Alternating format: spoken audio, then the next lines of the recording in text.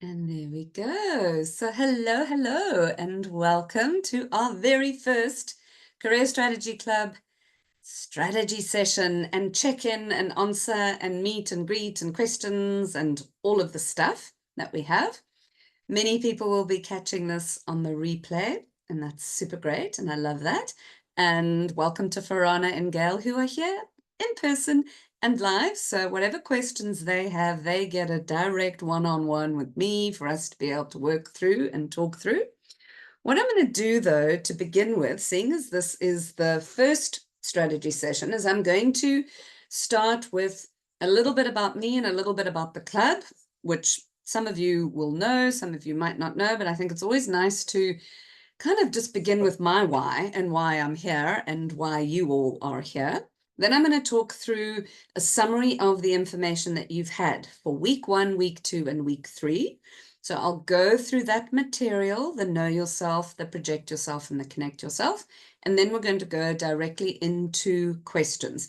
I do have some questions that have been asked of me throughout the month that I'm also going to share. But first we'll go to our live attendee questions.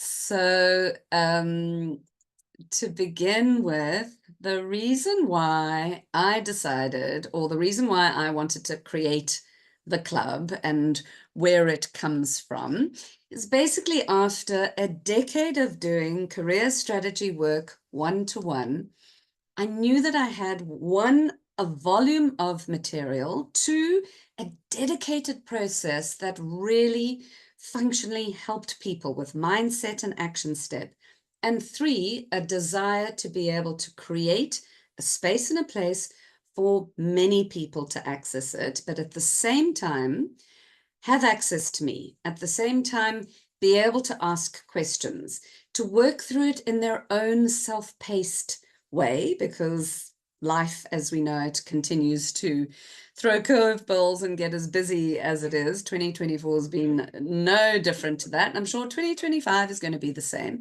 So I wanted it to be digestible and supportive. I wanted it to be strategic, but small in the sense that it was one bite-sized piece that people could work through and move forward with. And I wanted to create a place where you could ask all the questions rather than having different voices answer to you. You can get all these answers. You know, there's so much information in the world right now. It's not about what do we do with the information that we have. It's how do we get access to the right information, that source that suits us, and how do we get access to the information that we are wanting to be able to implement. So that was really my reason, my why, and what the purpose of the club was from my perspective. And then the next thing I really want to just share is how this material came about, because this material for the club comes from my signature career strategy process. And how did that material come about in the first place? It was my experience. I had friction in my career. Friction, I believe, always comes to us in our career because we're socialized to work hard on the job, work hard at our qualifications, or work hard in doing everything that we're supposed to be doing that's out there, rather than working hard on ourselves. So socialized to climb this ladder of success, socialized to work hard externally, not necessarily to work hard on ourselves. What is it that we want to do? Take ownership of our careers and then apply that to the world of work and the ladder. So friction always comes to us. Friction came to me and it looked like turning 40, which was 12 years ago, but I've been doing this career strategy work for 10 years because for the first 2 years, it got a whole lot of messy. I didn't quite know what I wanted to do, and it took me some figuring out, and there were a lot of opportunities that came at me that I thought, well, this would be good, but then it ended up not being great. So as Robin Sharma says, it's messy and it's hard at the beginning, it gets messy in the middle, and then it gets ideal. My messy was 2 years. That doesn't mean that anyone else's messy is 2 years. It's just that it took me that amount of time. I had resigned from my job, from my corporate career. I was a single mother, and I was like, I can't keep doing this anymore. And part of the 2-year process was looking for opportunities that would continue to keep me afloat, but at the same time shift me away from what I didn't want to do. I was moving, it was a pattern that kept taking me back to the corporate world where I wasn't happy, or the way of work that I was doing in the corporate world that wasn't satisfying me and wasn't making me happy. And I took myself through this process. I remember very intentionally booking my daughter off on a kind of play date, sleepover, weekend, whatever, with my sister and her cousins. And I shut my bedroom door and I just kind of took myself into a conference with myself to figure out who I was. And I had some knowledge of it, but I didn't know enough of it. And I just wrote out information on streams of paper. And I figured out things about myself that nobody had been asking me.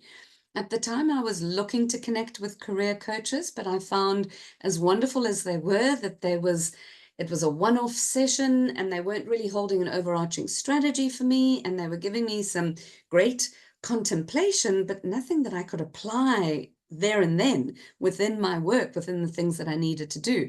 So I was kind of cherry picking from a lot of different places and spaces to get into this, who am I? How do I do the things I do? What is my career identity? And what is the work inside of me that I really want to bring forth into the world? And that soon crystallized the Know Yourself stage. So what you get here in the club is the structure of one piece of the Know Yourself stage a month that will stack up, and then one piece from the Project Yourself stage, and then one piece from the Connect Yourself stage. So there's in a 4-week cycle, there's 3 pieces of the process, and then the strategy session here, and then another and another. So at the end of the 3-month membership, the quarterly membership that you are all on, you would have then had 3 pieces of the Know Yourself stage, 3 pieces of the Project Yourself stage, and 3 pieces of the Connect Yourself stage, which ultimately adds up to my signature 12-week career strategy process. So the Know Yourself stage was what I did by shutting the bedroom door and just sitting down and writing and writing and writing. And I needed to do this. I had pressure on, like, the end of the month was coming and the end of another month was coming, and I needed to figure things out, and I wanted to be able to, I was sold out to the fact that there was going to be some more exciting work for me somewhere, but I knew I needed to know myself first. Then when I got a little bit of that information, when I had enough clarity that I wanted to share in the world, I went onto LinkedIn. LinkedIn was pretty new. It wasn't really, it was an amazing platform. People in South Africa, everyone was talking about it, but it wasn't massively adopted necessarily. Or maybe, let's say, it wasn't really taken as seriously perhaps as it is now. Back then, 2013, 2014, people were talking about personal branding, but how did you create one? How did you get one? What was it? What could you do? And then all of a sudden, you had to have a personal brand on LinkedIn, and you had to be on LinkedIn. But between knowing that and getting that brand on LinkedIn, as it is still the case today, where did we go? We didn't learn this in our first job necessarily. Nobody really gave us this manual. So my experience was that many people had to figure it out by themselves. And that's what I did. I just became dedicated to LinkedIn and did as much as I possibly could in terms of learning about personal brand management and projecting yourself online. And I realized that this LinkedIn algorithm and the search engine optimization of the platform was going to create that visibility, because very quickly, by calling myself a career strategist on the profile on the platform, when I got that clarity, people started coming towards me. I was advertising my services and I didn't quite know what my services were, but the work was starting to come because of the visibility of LinkedIn. So that's really what crystallized the Project Yourself stage. I was a living example of changing things on my profile to speak to the people that I wanted to work with, and the visibility, the right people were finding me. Was it all simple and plain sailing? No, I still needed to do a whole lot of figuring things out on that, but it was a darn sight better than having to have a CV, or a darn sight better than having to have a website and so forth, all of which I eventually did get. But the point that I'm making is that LinkedIn was everything. And Toby, as you can hear, my dog, agrees. Then the next process of the career strategy process is the connect yourself stage. So now that you've projected a strong, succinct online brand and visibility starts finding you, who do you know and who do you need to know? And the connect yourself stage was born out of the fact that there were two truths that I knew were defaulted in terms of the networking element. And the two truths of that were, number one, we are completely socialized into keeping in contact with the referees on from our career experience, right? It's always about references and the most senior person that you reported to. Now, many of us don't necessarily have that most senior person as one, a positive, good, strong relationship or referee, or two, perhaps are able to trust the fact that they're going to be willing enough to continue to give good references for us. When around us in our work environments, they're junior people that report to us, they're external people in different organizations that we've worked with who could give far better glowing references than just this one singular one-dimensional senior person that we reported to. So that's what started my thinking about unpacking the connect yourself stages. It's more than just who you know and who you reported to. What about all the other good people? And therein came the opportunity of creating the champions list and then the influencers list. And the influencers list came about from, isn't it amazing how we will walk through the world, our professional world, talking about these amazing people that we once knew who did something impactful that impressed us. And often you hear this in conversation, somebody saying, I once worked with this amazing chairman, or I had an incredible leader in my organization, or I had an incredible team manager. And then you stop that person and you say, did you ever tell them that? Did you ever tell the chairman that you were so impacted by them? And oftentimes they may not have, but oftentimes it doesn't relate to us telling somebody, you have had an impact on me because of what you've done. So the connect yourself stage was born out of those two truths, that one singular dimensional reference to a senior person that we connected or worked with wasn't enough. And as we move through our working world, we're often coming across people who have an impact. Do we actually tell them? And that's really what prompted the structure of the connect yourself stage. So those are the three pieces, the foundation of my career strategy work, the experience that I myself took myself through, that I kind of created and realized, but can't we do this differently? And have continued to do that for the past decade in terms of my one-to-one sessions. And that's everything in the Career Strategy Club. So I love the fact that there's this space in place with resources and digital downloads. I mean, any piece of content, anything that I've done from masterclasses to you name it in the past 5 years, and certainly earlier, but most recently, the most 5 years, is in the club. You have got access to all of that, and I love it. I love that it's all there in one easy place for you to find and for you to access.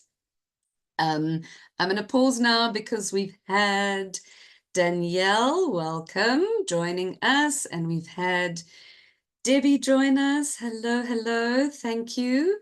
You late, you had tech issues. I'm sorry. And Sinead, welcome, Sinead. You're here. I'm sorry that you had tech issues, Debbie. I hope all is fine and well. And you're here now, which is good. Thumbs up. Hello to Sinead and Danny, as I said, and hello to everyone. So for those of you who've just come in, I said that I want to reward those who are here in person. You get to ask all the great questions. This is for you. But being the very first one, I thought I would start by describing my experience, my journey, where I came from, and what the purpose of the club was for me, because everything has to begin with a why. I'm now going to just cover the material that you all have, the information that you all have that you would have been going through. Danny took a camera off. That's absolutely fine. Not a good look if you're sick in bed. That's seriously no problem. Well done for being here. I asked for Hannah and Gail at the beginning if they had any particular questions, and they were going to wait and see. They do have some questions. So I'm just going to pause and ask you, Danny, Debbie, and Sinead, do you have any burning question? Because it'll be good for me to know, because I'm going to cut my stuff in short a little bit to get to them. I don't want to wait until the questions and then we run out of time. So if you've got questions, that's great. But if you've got something that's really that you're stuck with, let me know in the chat or give me a thumbs up or unmute yourself and shout. No, you're all good. No burning questions. Okay, great. Debbie, no question. You're late to the party, Danny. Yeah. Sinead, was there anything specific that you felt that you wanted to really address now? Because that would be good. We're going to go through the individual pieces of work that you have. I'm going to describe the benefit of the work. I'm going to describe the strategy, and I'm hopefully going to hugely inspire you to get it done. Because the one caveat about this club, the one caveat is that, yes, the tagline is where mindset meets action weekly, but you need to bring the action. I can do as much as I can, and I know that these strategies work, but you need to bring the action. So the benefit, though, is that you can bring the action in a weekend, 4 hours, and just go through it all. Or you can bring the action by doing it systematically week by week. Or you can sit on the information, attend the sessions, catch up for 2 months, and then in month 3, suddenly shoot the lights out.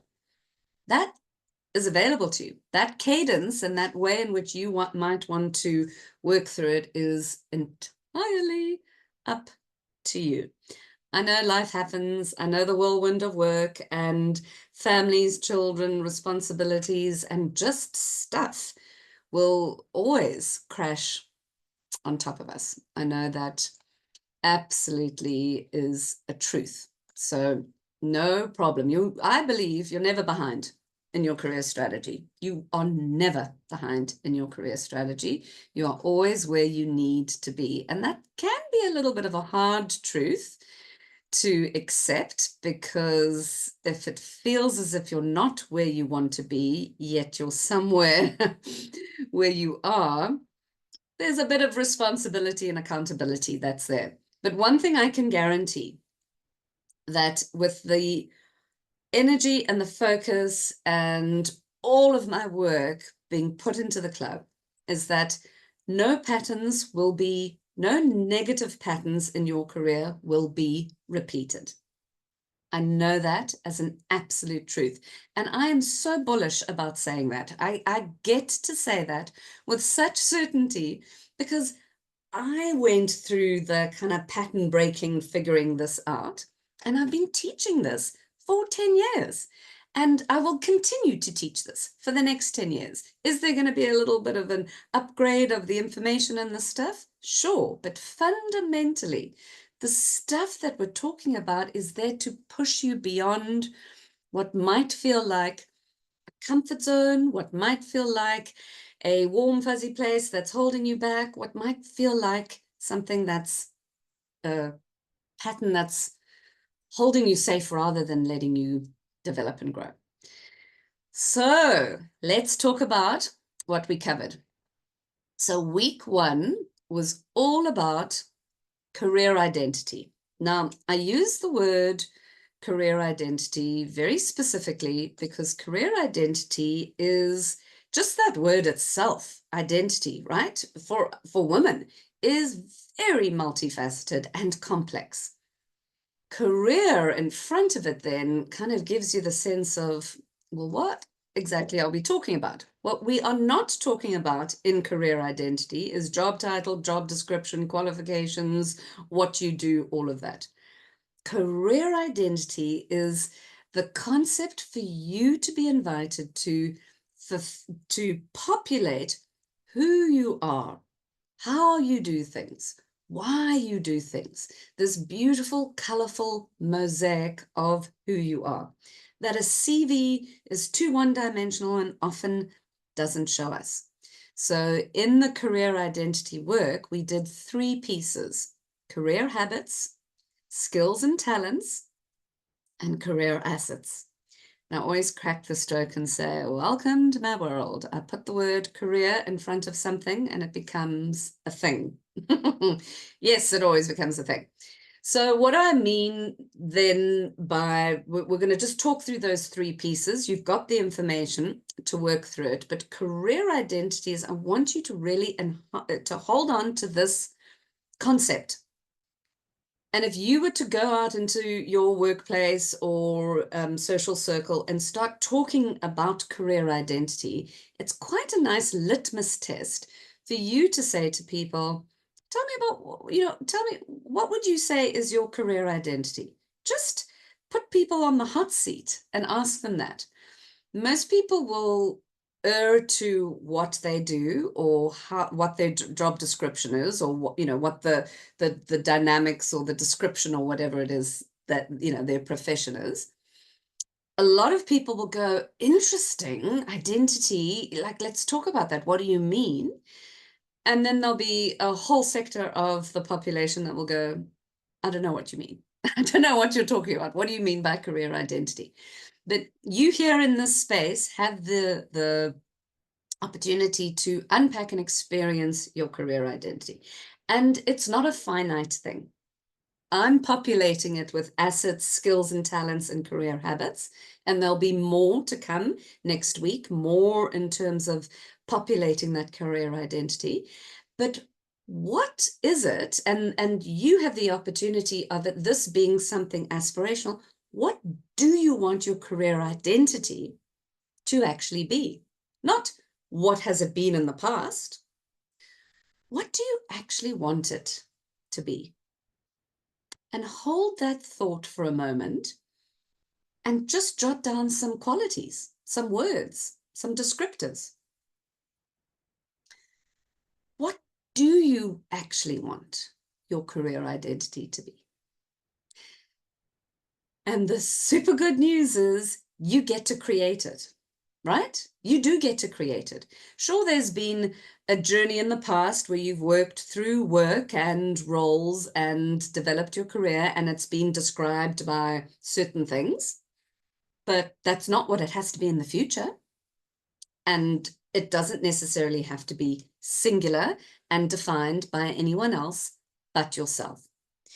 So those three exercises then, skills and talents, career assets, and career habits, help you unpack a little bit of an auditing of what it is, because we don't have the language. We've not been equipped with how to describe our career identity. We can talk about what we do, we can talk about our qualifications, we can talk about all the what, but we can't talk about this richness of career identity. So the skills and talents exercise is really the one-on-one, right? It's like the foundation of career strategy stuff.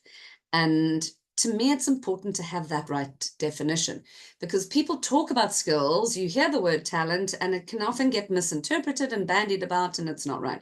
So let's set the record straight and let's just get the right definition.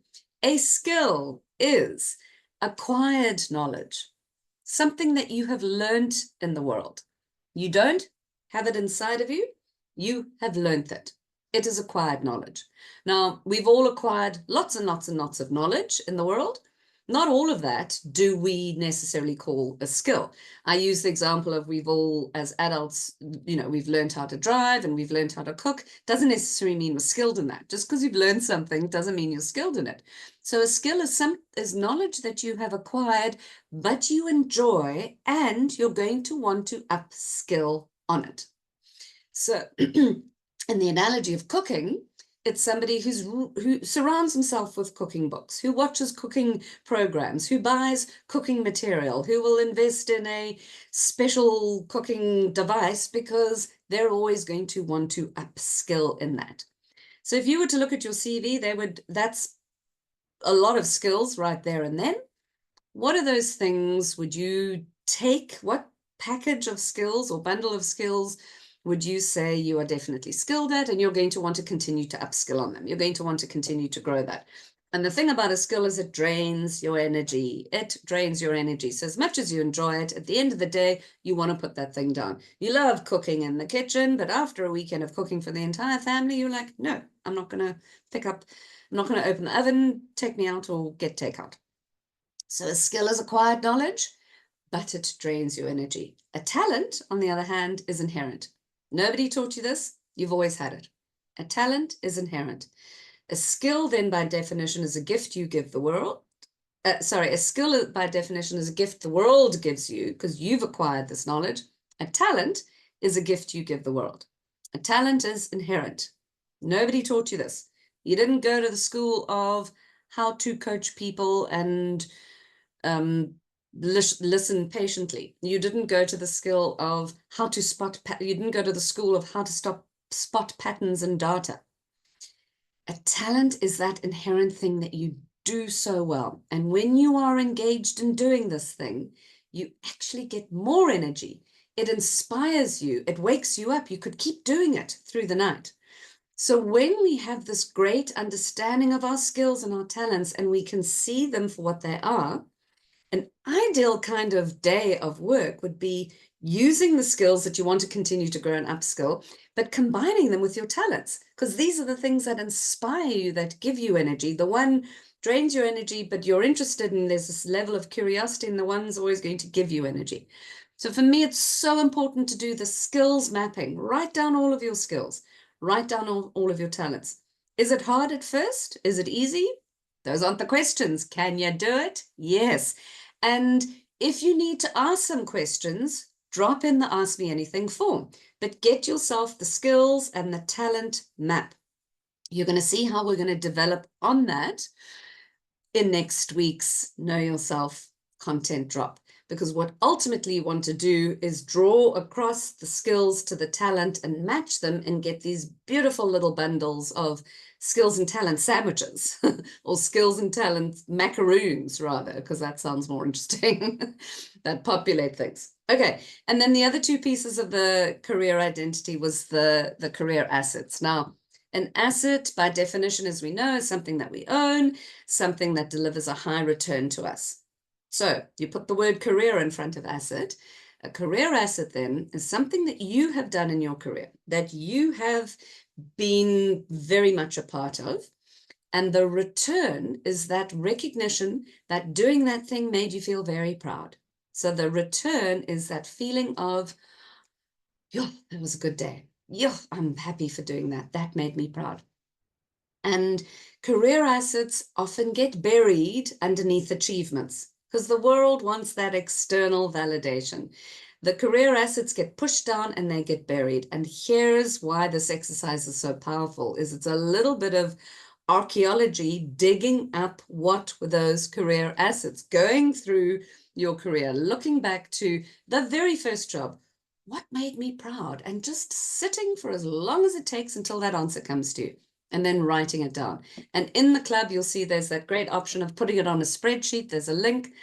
And if you do that and you put it on the spreadsheet, Gail and Sinead will know that you get some benefit from completing it on the other side, because I love to take all those career assets and reinterpret them back to you.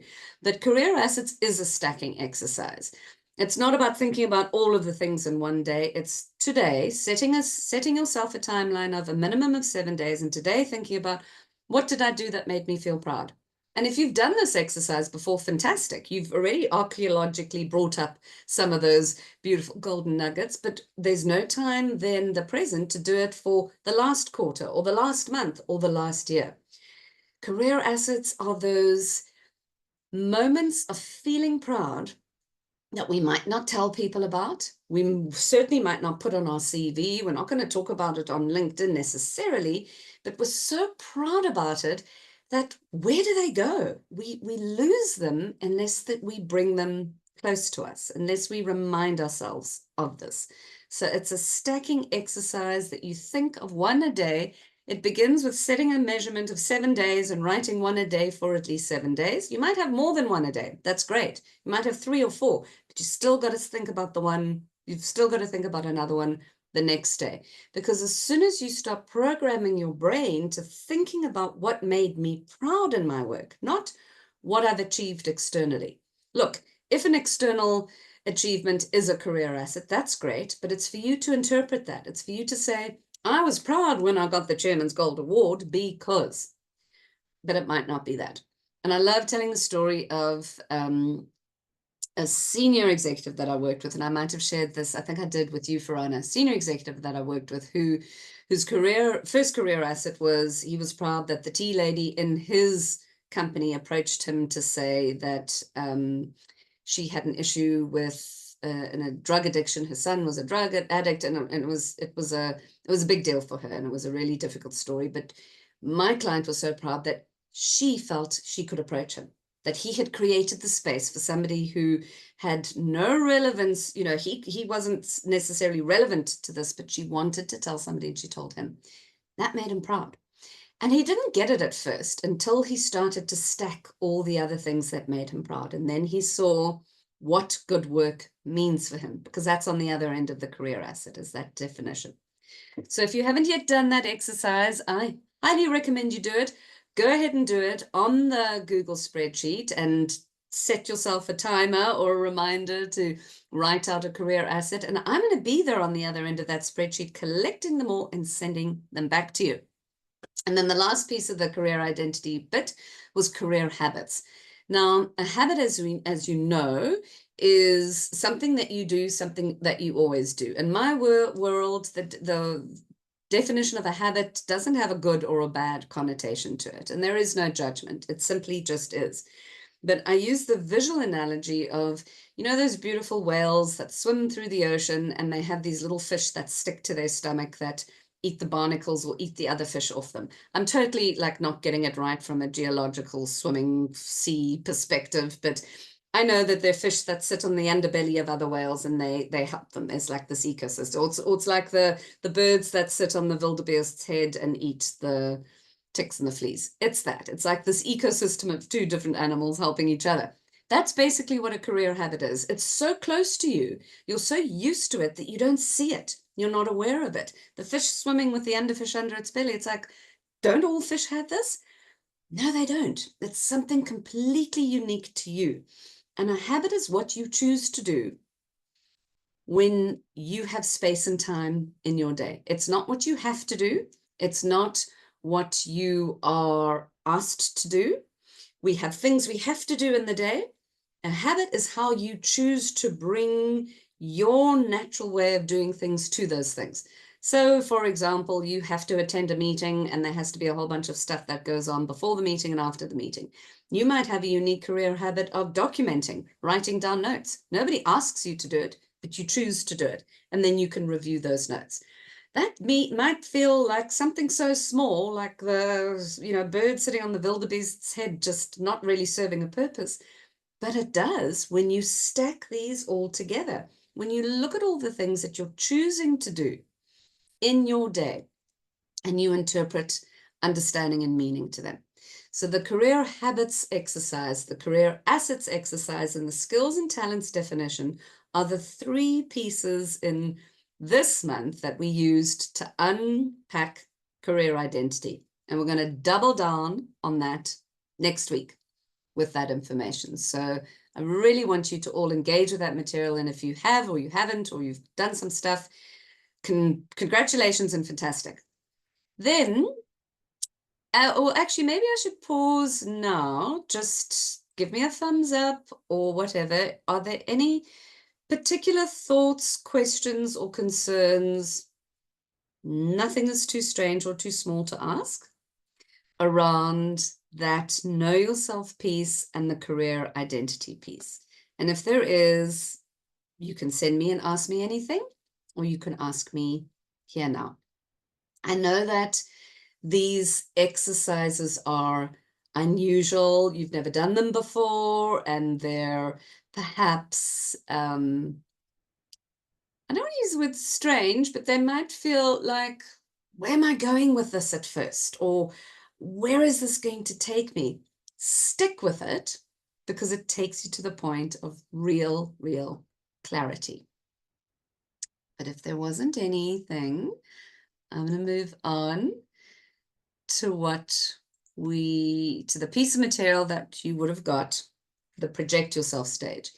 And some of you might be questioning now, why don't we do all the know yourself in 1 month, and then all the project yourself in month 2, and then all the connect yourself in month 3? Why are we doing one piece each time? And it's because of this. Number one, everybody's at different stages and spaces and places. So I want this to be dynamic.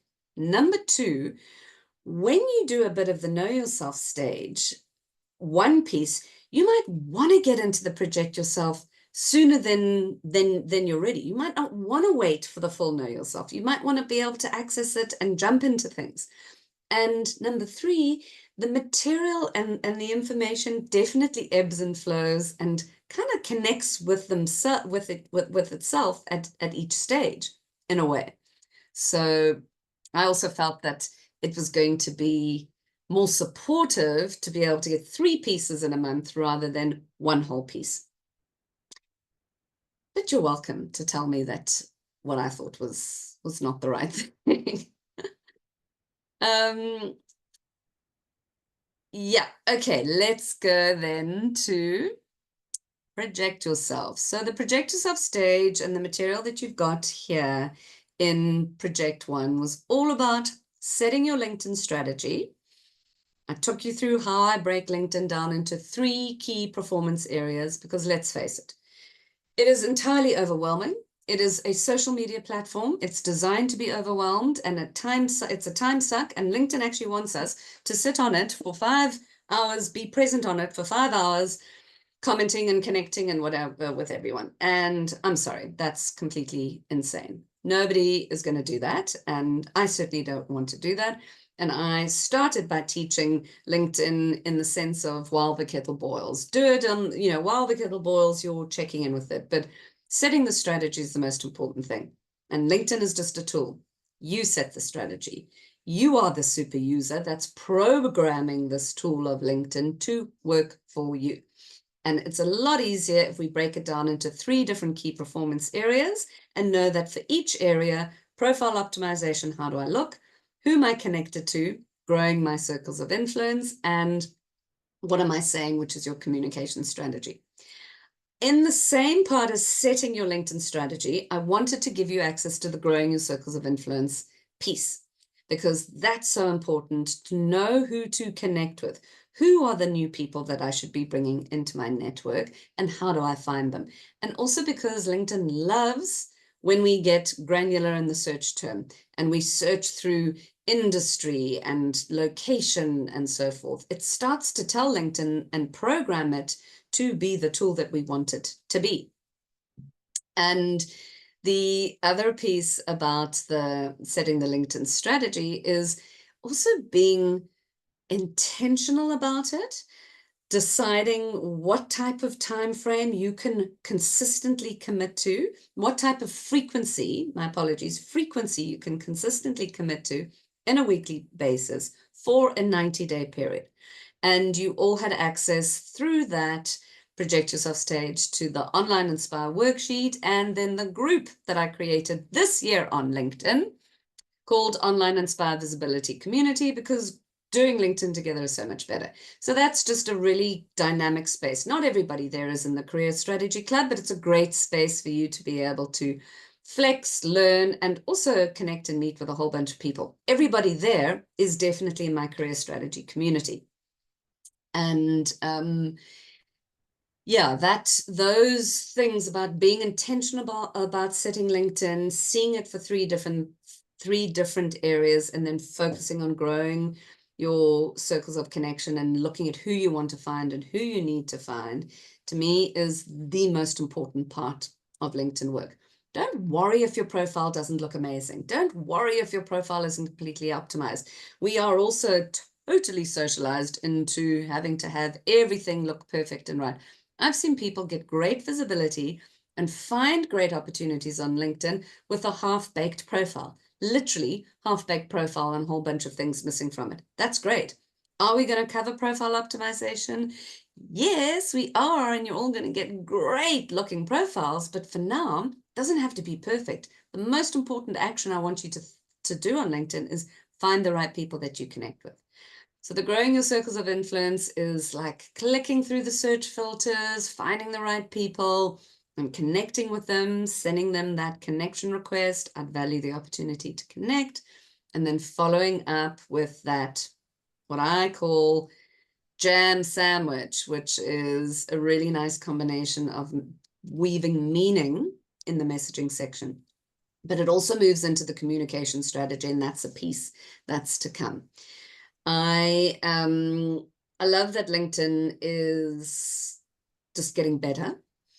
It's the like 1 billion users now, but it's also the most trusted networking social media platform. And yes, they've introduced this whole thing of video, which is quite interesting because it's getting into that short form, real TikTok type platform.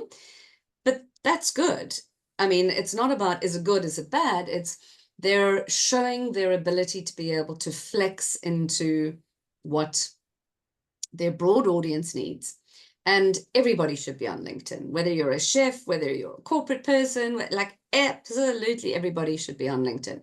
And if I was an entrepreneur or an independent person, take me back kind of 12 years ago, starting out, I would double down on LinkedIn and not worry about anything else because the search engine optimization is massive and people want to meet you. They want you, that's the space and the place where all the good stuff is happening in terms of lead generation and opportunities and visibility and everything.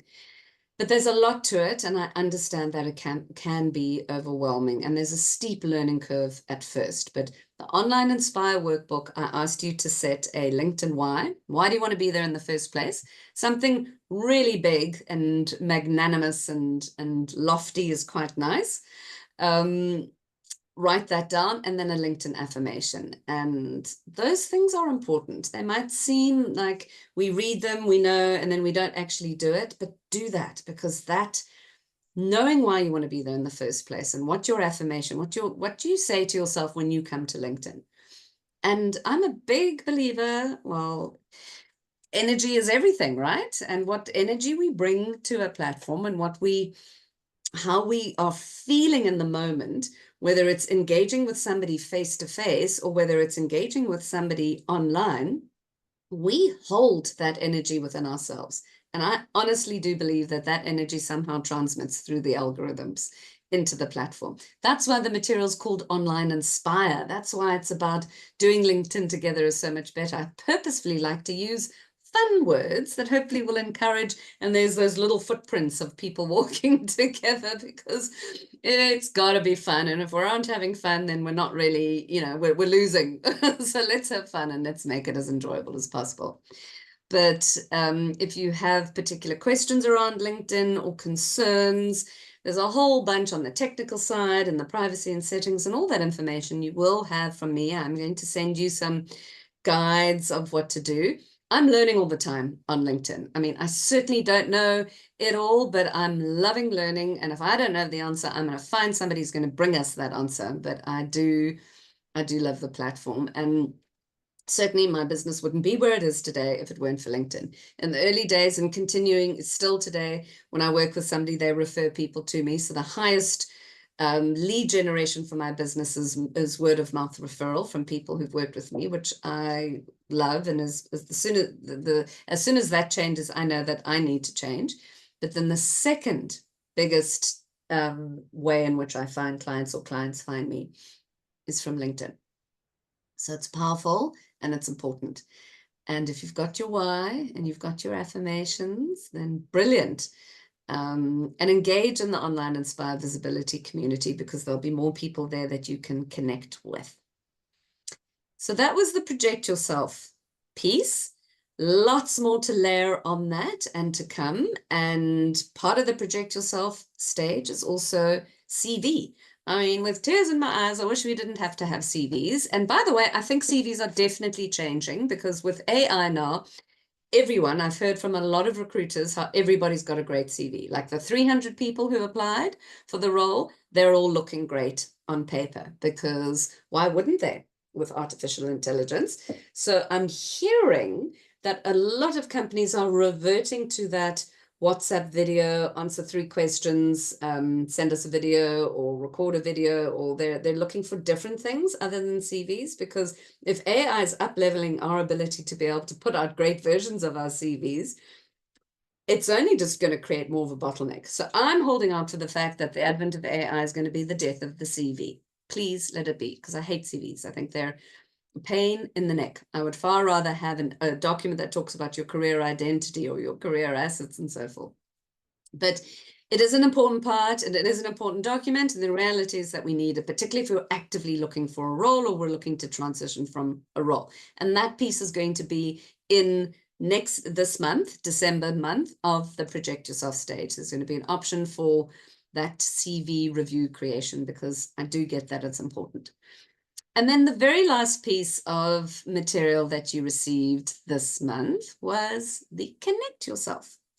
And the Connect Yourself piece invited you to be intentional about the people you know professionally and the people you don't know. Specifically, though, in the people that you know, I invited you to create lists for your champions and influencers. And I shared what the definition of a champion is and what the definition of an influencer is. And a champion then, as I was saying earlier, is that person who can champion you, not defined by status. A champion isn't somebody who is senior to you. They can be above peer, on peer, and below peer, and they can champion you. Now, they might be able to champion everything about you, or they might just be able to champion one thing about you. They've worked with you on one project, or they were their external provider and they know one thing that you do so well. And it's important not to forget these people.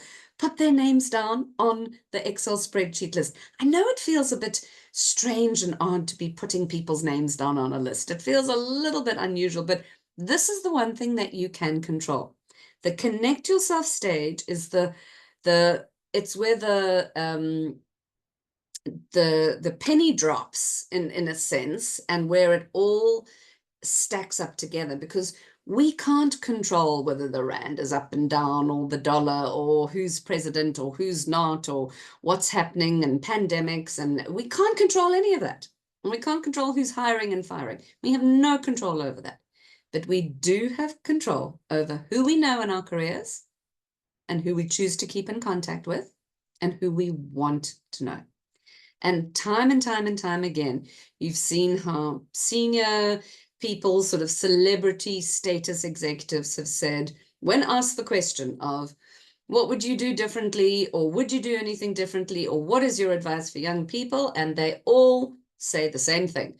Do they say you need to upskill faster and harder? No. Do they say that you need to have a better sense of your industry and your role and everything? Maybe, but not necessarily. They all say, no, be in control of the people that you know. Actively find ways to weave in connections and networking and harnessing those important relationships and keep in touch with people. So I know that that's super important. In the next piece of the Connect Yourself stage, we're going to go more into the people that you should know and descriptions there, and inviting you to weave those connections. And we're definitely going to be bringing those together as well. So month 1 was definitely formative. It also had an extra week in it, because normally there's 3 weeks and then the career strategy session. And technically we're on week 5. Last week was the 4th week, but it was a pause week. And I wanted to check in with everyone, give you the opportunity of the pause, and reach out and connect. And next week will be week 1, week 2, week 3, and then there's going to be the career strategy session, and we're going to be meeting on Friday, the 3rd of January. So I can't wait for that. And that's my bit of talking. I do want to just highlight, and questions, if you've got questions, share them in the chat. If you don't have questions, that's absolutely fine. But I want to just remind you or bring your attention to 2 areas of the portal. And the one area falls under the career strategy sessions tab on the toolbar.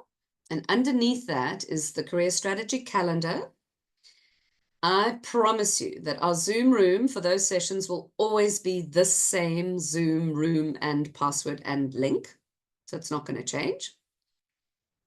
Underneath that career strategy calendar is replays. Now, those replays are all of the replays of career strategy sessions that I created and offered in the course of this year. So you can click on those and watch some replays, and they generally tend to deal with one particular thing. So there is some support there in terms, one of the sessions is skills and talents, another one is about AI, so have a look at those. And underneath that tab is a section called masterclasses, and that's where I am putting in masterclasses that I've either created in the past or I'm continuing to create there. I will notify you if there's a new piece, but I just wanted to bring your attention there to go and have a look and click through some of those. And then the other thing is in the resources and download section of that top toolbar. You see, if you click through there, you'll get digital downloads, club bonus, and then resources. Now, the club bonus were those bonuses that were available for joining the club. Digital downloads is where I'm going to upload digital downloads. And then the resources section is information that is for you that specifically relates to work that we're going to be doing. So currently at the moment, the resources there now are 2 strength profiles. The Tony Robbins strength profile and the Spark type strength profile. So have a look at those. What's going to come in December is some new digital downloads. So the November digital downloads had the action step staircase, the belief blueprint, that 19-page value worksheet, and the mindset mastery worksheet. So those were November's, and they're going to be 3 new ones for December. But on Monday, I send out that you all get an email on Monday that reminds you about the content, and you will get that reminder of the content. But those were 2 areas that I just want to make sure that you check. And then the rest of the portal, obviously, you just go through it. I'm aware that the Project Yourself stage actually had Project Yourself 2 available, and I put that there because that was some resource about content creation, which was important because you are all, I see, creating content on LinkedIn. So I've left that there, but more information is going to come in the Project 2 there. And I am going to now stop recording.